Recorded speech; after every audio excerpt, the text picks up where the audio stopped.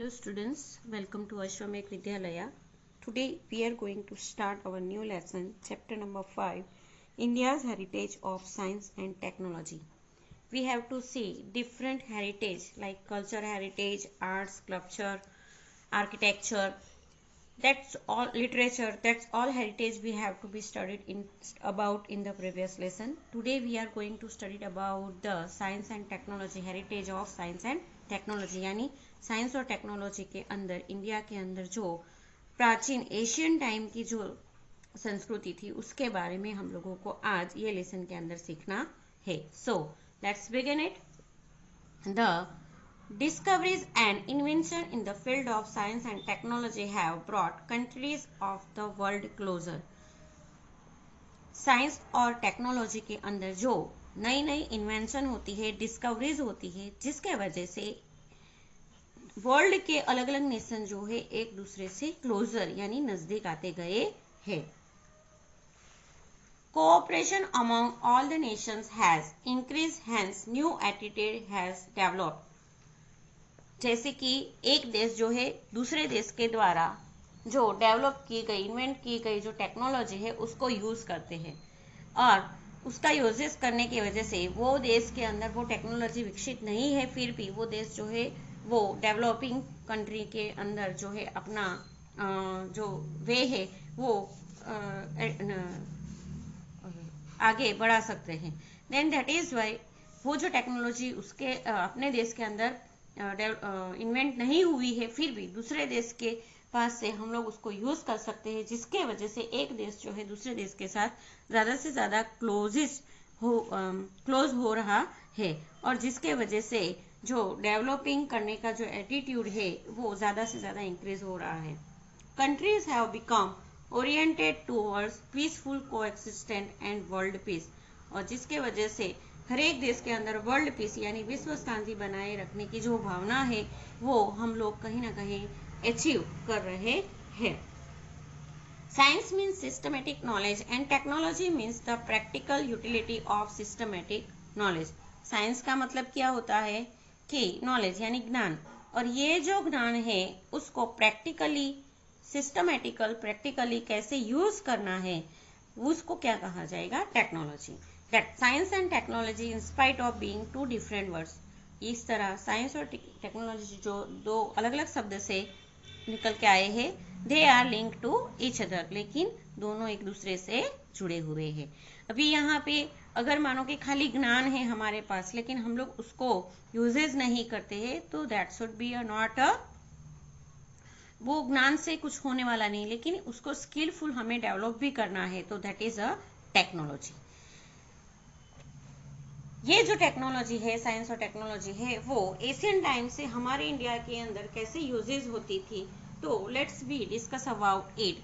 Heritage of ancient India in the field of science and technology. The great sages of our ancient India have gifted invaluable heritage of science to the world. हमारे जो sages थे Asian time के अंदर, ये जो sages थे उन्होंने अपना वैल्यूएबल हेरिटेज जो है साइंस का वो हम लोगों को गिफ्ट किया हुआ है और जिसका यूजेस हम लोग नाउअडेज प्रेजेंटली भी करते हैं. They have made outstanding contribute in the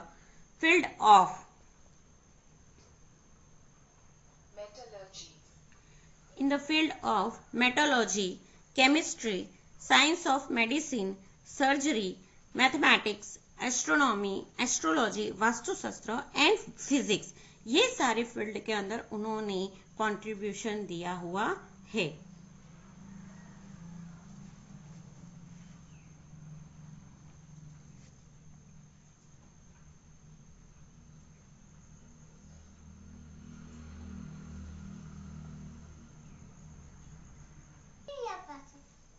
तो इस तरह है जो ये सारे फील्ड के अंदर उन्होंने हमारे जो सेजेस है उन्होंने ये सारे फील्ड के अंदर कंट्रीब्यूशन दिया हुआ है. It is a matter of great pride for us, और जो हमारे लिए गौरव की बात है. India has contributed not only in the field of literature, art, religion, education, philosophy, but also it has made immense contribution in the field of science and technology. हम लोग अगर देखेंगे तो आगे के लेसन के अंदर हम लोगों ने देखा कि इंडिया के अंदर जो एशियन टाइम के जो लोग थे वो आर्ट, लिटरेचर, आर्किटेक्चर, ये सारे एजुकेशन, फिलोसॉफी, ये सारी चीज़ों के अंदर इंटरेस्ट रखते थे और जिसके वजह से उसके अंदर उनका कंट्रीब्यूशन जो है हम लोगों ने देखा। लेकिन यहाँ पे हम लोगों को ये देखना है कि ये जो साइंस और टेक्नोलॉजी के अंदर भी उस टाइम में, एशियन टाइम में जो है बहुत ही स्ट्रांगली कंट्रीब्यूशन दिया गया है। Modern age research have prove that India has scientific attitude along with religious outlook. Modern time के जो रिसर्च है उससे पता चला है कि भारत के अंदर भी, भारत देश में भी जो साइंटिफिक यानी वैज्ञानिक साइंटिफिक जो एटीट्यूड है वो रहा है और जिसकी वजह से जो साइंटिफिक रिसर्च जैसे साइंटिफिक एटीट्यूड की वजह से जो है ये टेक्निकली इन्वेंशन में या रिसर्च में जो है भारत देश अभी जो है आगे आ रहा है। पुराने टाइम में, एशियन टाइम के अंदर जो सेजिस ने अलग अलग फील्ड के अंदर जो कंट्रीब्यूशन दिए थे वो बहुत ही ब्राइट थे और वो जो कंट्रीब्यूशन थे वो हम लोग प्रेजेंटली यूज करते हैं। तो आज हम लोग ये जो सारे अलग अलग फील्ड के अंदर जो हम लोगों ने कंट्रीब्यूशन जो सेजिस ने दिए हैं, जिसके अंदर सबसे पहले हम लोग पढ़ेंगे मेटोलॉजी। मेटोलॉजी that is means of the scientific study of metal. जो मेटल है उसकी जो स्टडी होती है उसको मेटोलॉजी कहा जाता है। और देयर यूजेस, जो मेटल की क्या क्या यूजेस होती है, उसकी कैरेक्टरिस्टिक्स, फीचर्स, ये सारी चीज जो स्टडी करनी होती है दैट इज अ मेटोलॉजी।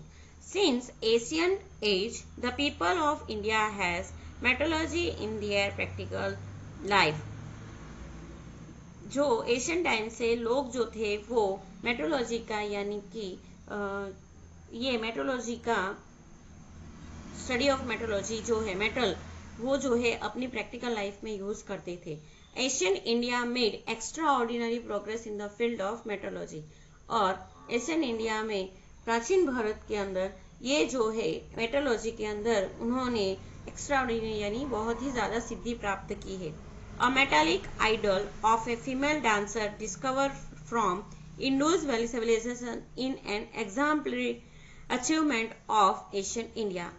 प्राचीन भारत के समय के दौरान एक मेटालिक आइडल जो है वो फीमेल डांसर का मेटालिक आइडल जो है वो इंडस वैली सिविलाइजेशन के दौरान पाया गया था, वो इसका एग्जाम्पल है। Later statues of Buddha belonging to the Kushan period have been found at Taxila. Taxila में से लॉर्ड बुद्धा की जो स्टेच्यू है वो भी पाई गई है। In south India during the Chola period numerous metal idols were made. Chola period के दौरान मेटल आइडल्स के जो है बहुत सारे, चोला पीरियड के अंदर मेटल के बहुत सारे आइडल्स जो है बनाए गए थे। The statue of Nataraj, a masterpiece in sculpture, is famous all over the world. Nataraj की जो स्टेच्यू है वो पूरी दुनिया में फेमस है। It is preserve in the museum at Chennai. जो चेन्नई के म्यूजियम में उसको संभाल के रखी गई है। Another well known metal idol Ram the archer can be seen in the museum. Ram की जो आर्चर यानी कि धनुर्धारी राम की जो मूर्ति आइडल है वो भी हम लोगों को ये म्यूजियम के अंदर देखने को मिलेगी। Artistic statue of god goddess, देव देवियों की बहुत सारी मूर्तियां और birds and animals and metal nut cutters are considered to the best example of metallic art. Metal nut, जो नट कट करने की जो कटर होती है, तो ये सारी चीज जो है वो मेटलिक आर्ट से रिलेटेड है। तो हम लोग सोच सकते हैं कि वो लोग मेटल में से कितने सारे स्कल्पचर तरीके की जो आइडल्स है वो बना के उसको यूजेस करते थे। All of them have important place in the history of India. और ये सब जो है वो इंडिया की हिस्ट्री के अंदर ये सारे सबका जो है इम्पोर्टेंट स्थान जो है उन्होंने अकॉर्डिंग किया हुआ है। नेक्स्ट जो फील्ड है वो है chemistry. Next is chemistry, that is alchemical law. जो अल्केमिकल लॉ यानी कि अलग अलग जो केमिकल्स है उसके ऊपर जो प्रोसेस करके फिलोसफी ऐसी अचीव की जाती है जिसके ऊपर जो है उसको discovery of a universal core for disease से बचने के लिए जो डिस्कवरी की जाती है, जो इन्वेंशन किया जाता है, ऐसी जो स्टडी है that is known as a chemistry यानी कि अल्केमिकल लॉ। तो chemistry is an experimental science, ये एक एक्सपेरिमेंटल साइंस है जिसके ऊपर अलग अलग हर एक केमिकल के ऊपर अलग अलग जो है एक्सपेरिमेंट किए जाते हैं। This science is very useful for various mineral, plants, seeds, for agriculture, making of various metal और to bring change in them. ये जो सब्जेक्ट है उसके अंदर जो है अलग अलग मिनरल्स, प्लांट सीड्स, फिर अलग अलग जो चीजें होती है उसके ऊपर जो है डिफरेंट टाइप की प्रोसेस करके मेटल और अलग चीजें जो है उसके ऊपर प्रोसेस करके उसको एक अलग जो है स्वरूप दिया जाता है। It is also useful for making medicine. यहाँ पे जैसे मैंने आप लोगों को बताया का क्योर टू डिफरेंट डिजीज, जो अलग अलग डिजीज है उससे बचने के लिए जो है ये जो केमिस्ट्री जो है यानी ये विद्या जो है उसका यूजेस किया जाता है। Acharya Nagarjuna, a leading Buddhist of Nalanda University, is known as Acharya in the field of chemistry. आचार्य नागार्जुना जो नालंदा यूनिवर्सिटी के लीडर थे, जो वहां से पढ़े थे, वो ये फील्ड के केमिस्ट्री के अंदर जो गुरु रहे थे, well known. He had written book like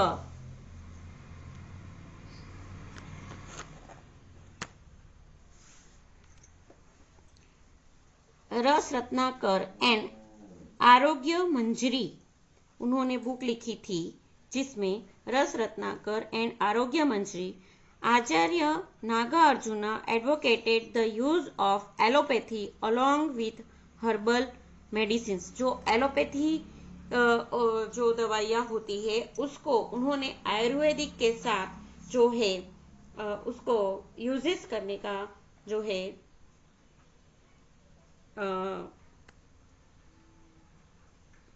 उसका यूजेस करने का जो है लोगों को एडवोकेट यानी कि वो उन्होंने भलामण की थी कि ये जो चीज़ है एलोपैथी के साथ साथ हर्बल चीज़ भी जो है अपने एलोपैथी यानी हर्बल जो हर्बल मेडिसिन है उसको भी यूज करना चाहिए। It is believe that the uses of mercury ashes as a medicine was initiated by him. वो जो मर्क्यूरी ऐश होता है उसको मेडिसिन में यूज करने का जो स्क्रिप्ट है वो उन्होंने दिया था, उन्होंने इन्वेंट किया था। Nalanda university had its own school of chemistry and fronts for study and research. Nalanda university जो है वो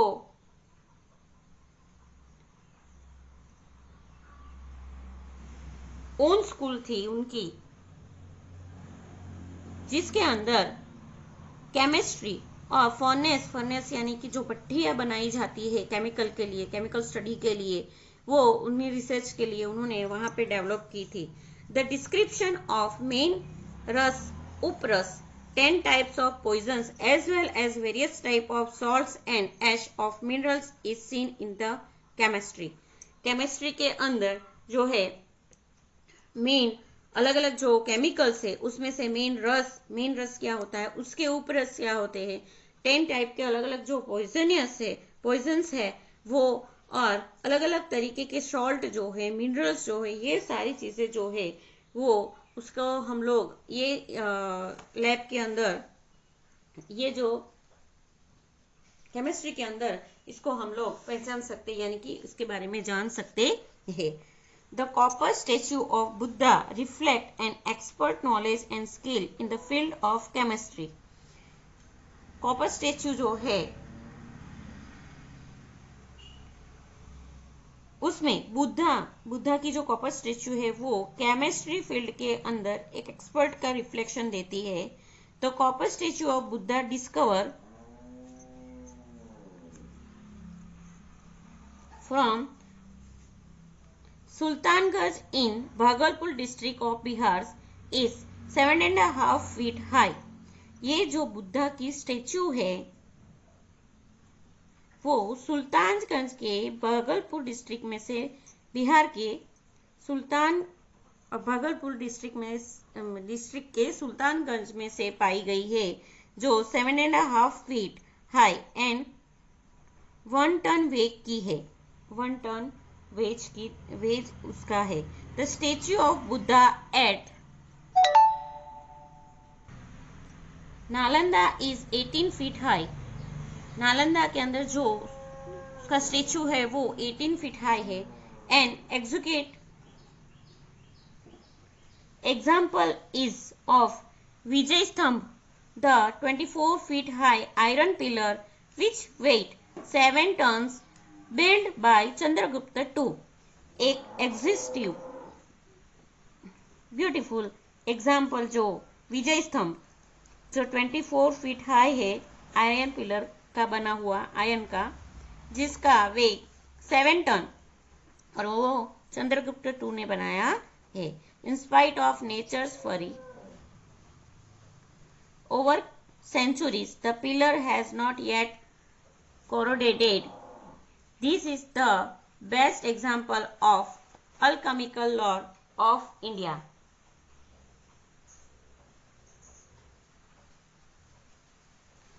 ये जो पिलर बना हुआ है उसको जो भी नेचर फ्लरी यानी कि जैसे नेचर के अंदर बहुत सारे जो डिजास्टर होते, बूस्ट नेचर के जो प्रकोप होते हैं, वो कितनी भी सेंचुरी हो गए, जैसे कि गर्मी होती है, ठंडी होती है या रेन होता है, फिर भी उसके ऊपर कोड वो जो जंग लग जाती है वो अभी तक हुई नहीं है. तो ये जो अल्केमिकल लॉर का जो रसायन विद्या का जो है वो बेस्ट एग्जाम्पल इंडिया के अंदर ये जो है देखने को मिलता है. Here we have to be see the picture of iron pillar in Delhi. और ये जो है कि नेचर की कितने भी चेंजेस होने की वजह से फिर भी इसके अंदर जो है अभी तक कुछ जंग जो है वो लगी नहीं है. That means that is the best example of alchemical law. Thank you.